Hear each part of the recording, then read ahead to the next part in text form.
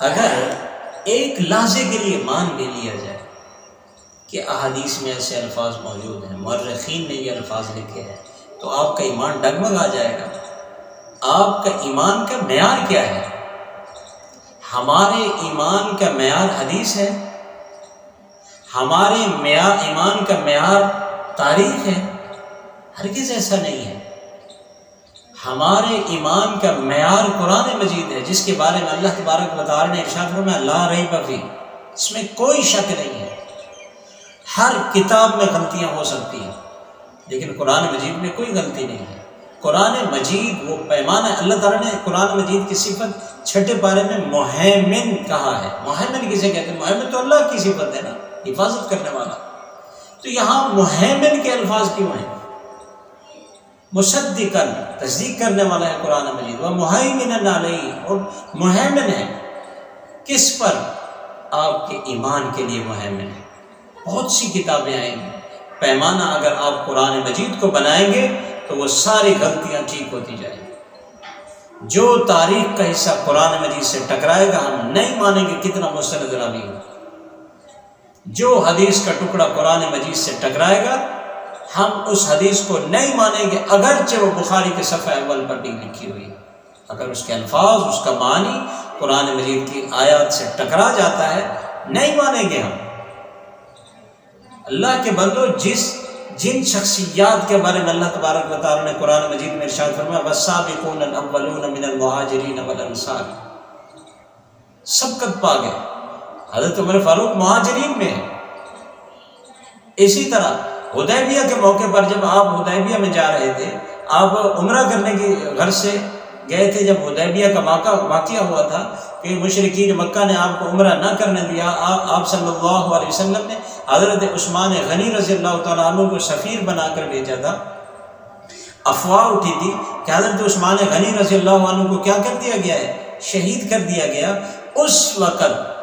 اس وقت جو آپ صلی اللہ علیہ وسلم نے بیعت لی تھی کہ ہم حضرت عثمان کا بدلہ لیے بغیر واپس نہیں جائیں گے، آپ صلی اللہ علیہ وسلم نے بیعت لی تھی صحابہ سے۔ 1400 صحابہ تھے، 1400 صحابہ۔ اس وقت اللہ تعالیٰ نے ارشاد فرمایا لقد رضی اللہ عن المؤمنین اذ یبایعونک تحت الشجرہ، اللہ نے اعلان کیا تحت الشجرہ، اے اللہ کے محبوب، اللہ ان سے راضی ہو گیا ہے۔ کن سے؟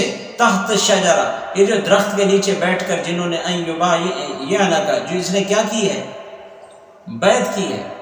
لقد رضی اللہ عن المؤمنین اذ یبایعونک تحت الشجرہ، جو کیا کر رہے تھے؟ درخت کے نیچے بیٹھ کر بیعت کر رہے تھے۔ اے اللہ، یہ تو بعد میں کیا ہو جائیں گے؟ یہ تو دل سے تو ایمان نہیں لے آئے، ان کے دل میں تو نفاق ہے۔ یہ تو ڈر کی وجہ سے انہوں نے کیا کرتے؟ اگر بیعت نہ کرتے تو کدھر جاتے؟ واپس چلے جاتے، نفاق ظاہر ہو جاتا، اس لیے انہوں نے بیعت کی ہے۔ اللہ تعالیٰ کہتا ہے معاملہ اس طرح نہیں، یہ تمہارے دل کی خرابی ہے۔ فعلم ما فی قلوبہم، یہ اللہ کا علم ہے۔ لگتا ہے میں ان کے دلوں کو جانتا ہوں۔ نفاق کا تعلق دل سے ہوتا ہے کہ نہیں؟